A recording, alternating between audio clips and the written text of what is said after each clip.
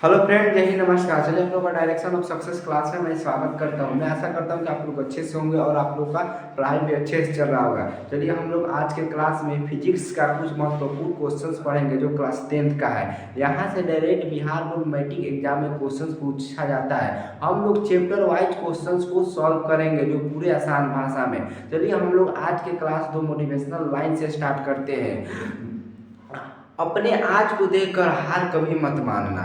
अपने आज को देखकर हार कभी मत मानना, कल तुम क्या बनोगे उसका अंदाजा तुम्हें भी नहीं है। चलिए हम लोग इसी मोटिवेशनल लाइन से क्लास को स्टार्ट करते हैं। हम लोग का पहला क्वेश्चन क्या है? प्रकाश का परावर्तन। यह बहुत वीवीआई क्वेश्चन है, आप लोग ध्यान से समझिएगा। प्रकाश का परावर्तन, प्रकाश का किरण किसी वस्तु से टकराकर फिर वापस लौट जाती है, उसे हम प्रकाश का परावर्तन कहते हैं। जैसे यह प्रकाश, यह जैसे किरण हो गया, यह वस्तु हो गया, इसे टकराएगी किरण फिर वापस लौट जाएगी, उसे हम प्रकाश का परावर्तन कहते हैं। देखिए यहाँ पर प्रकाश का किरण किसी वस्तु से टकराकर वापस लौटना ही प्रकाश का परावर्तन कहलाता है।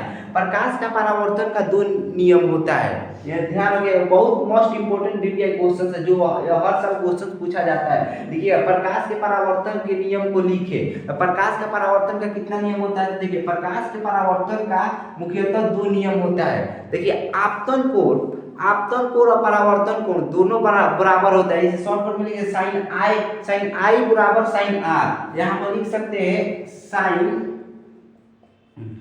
आई बराबर साइन आर होता है।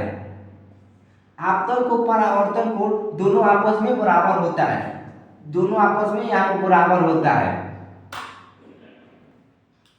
आपतन कोण परावर्तन कोण के बराबर होता है। यहाँ पे दूसरा नियम क्या कहता है? आपतित किरण परावर्तित किरण तथा आपतन बिंदु पर खींचा गया अभिलंब तीनों एक ही समतल में होता है।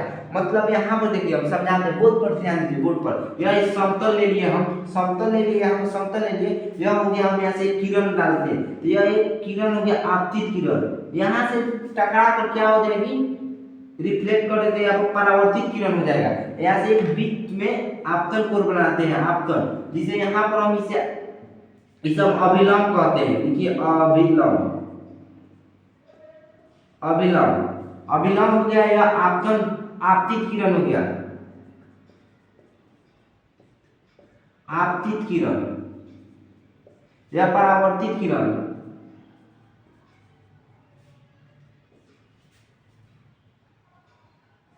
परावर्तित किरण यह अभिलंब हो गया, नहीं आपतन बिंदु हो गया।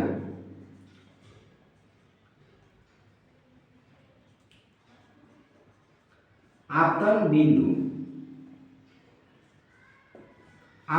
हो गया। देखिए यहाँ पे जो यह आपतन बिंदु हो गया, यह समतल हो गया।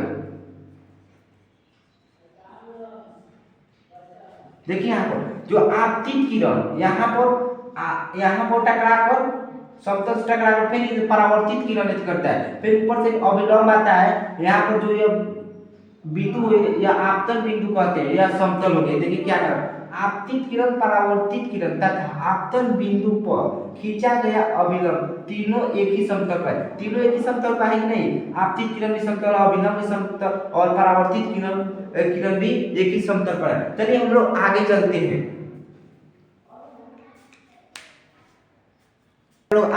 हैं, आगे क्या हम लोग का क्वेश्चन 3 नंबर है, गोलीय दर्पण की परिभाषा। मतलब हमें गोलीय दर्पण का परिभाषित करना है। तो क्या होता है? किसी दर्पण परावर्तक सतह के किसी खोखले गोले का वह भाग, उस गोले को ही हम गोलीय दर्पण कहते हैं। गोलीय दर्पण दो प्रकार का होता है, उत्तल दर्पण और अवतल दर्पण। चलिए यहाँ पर बोलिए किस गोलीय दर्पण का परिभाषा, किसी दर्पण के परावर्तक सतह के किसी खोखले गोले का वह भाग, उस गोले को यही रहेगा, उस गोले को ही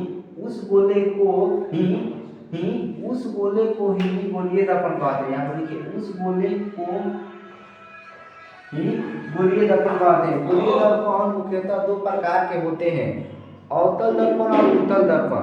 अब चलिए चौथे नंबर क्वेश्चन पर चलते हैं। चौथा नंबर क्वेश्चन क्या है? गोलीय दर्पण को फोकस दूरी F और वक्रता त्रिज्या R में क्या संबंध है। गोलीय दर्पण में फोकस दूरी और वक्रता त्रिज्या में आधी संबंध है। गोलीय दर्पण की फोकस दूरी F और वक्रता त्रिज्या R की आधी होती है, मतलब आधी होती है। देखिए अर्थात फोकस दूरी वक्रता त्रिज्या अपॉन में 2 होता है, या 1 बराबर R अपॉन में 2, मतलब गोलीय दर्पण की वक्रता त्रिज्या और गोलीय दर्पण की फोकस दूरी और वक्रता त्रिज्या में आधी संबंध होती है। आवर्धन की परिभाषा लिखे तो क्या होता है, प्रतिबिंब की ऊंचाई और बीम के ऊंचाई के अनुपात को ही आवर्धन कहते हैं। आवर्धन का एसआई मात्रक विहीन होता है, मतलब उसका कोई मात्रक नहीं होता है। आवर्धन को छोटा m से सूचित किया जाता है। देखिए प्रतिबिंब के ऊंचाई और वस्तु के ऊंचाई के अनुपात को ही आवर्धन कहते हैं, इसे m से सूचित किया जाता है। इसका एसआई मात्रक विहीन होता है। वस्तु या बीम का मतलब ही वस्तु होता है। चलिए हम लोग अब अवतल दर्पण और उत्तल दर्पण में हम लोग अंतर समझते हैं। चलिए हम लोग अवतल दर्पण और उत्तल दर्पण में अंतर समझते हैं। अवतल दर्पण और उत्तल दर्पण में अंतर क्या होता है। जो अवतल दर्पण का परावर्तक सतह धंसा होता है और उत्तल दर्पण का जो परावर्तक सतह होता है वह उभरा होता है। जैसे में यहाँ पर समझिए, यहाँ पर अवतल दर्पण का यह परावर्तक सतह होता है, यह धंसा होता है, और उत्तल दर्पण का परावर्तक सतह इस तरह होता है, तो यह उभरा होता है।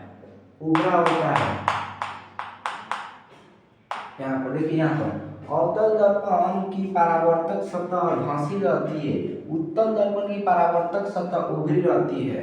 अवतल दर्पण का फोकस दूरी क्या होता है, तो वास्तविक होता है, और उत्तल दर्पण का फोकस दूरी काल्पनिक होता है। उत्तल दर्पण की फोकस दूरी काल्पनिक होता है।